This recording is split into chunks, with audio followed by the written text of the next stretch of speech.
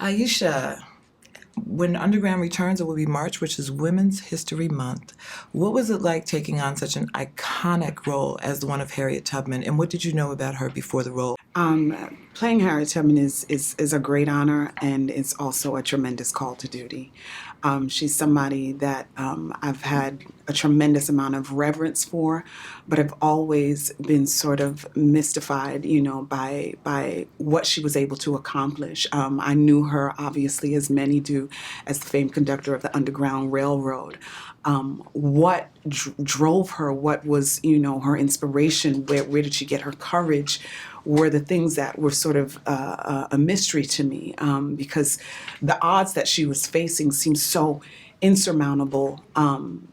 And she didn't have the resources that we even have now, and knowing that we are living in, some challenged times. But she was facing such great challenge before she even entered the world.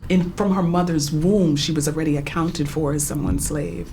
And so she entered the world in this understanding of herself, but somehow was wired with the knowledge to know that she had a right to a different experience. That in and of itself was so mystical to me. She was driven by this idea that she had a right to two things: liberty or death, and one or the other she was going to have.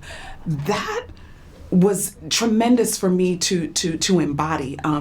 Learning the depths of her character, learning about the depths of her faith, learning about her as a woman, as a wife, as a daughter, as a little girl, and how much of her feistiness and her fire and her resistance as a little girl informed who she would become when she stepped foot off that plantation at 20-something years old, and then lived to tell about it, and then lived to go back and forth, and then died sort of on her own terms.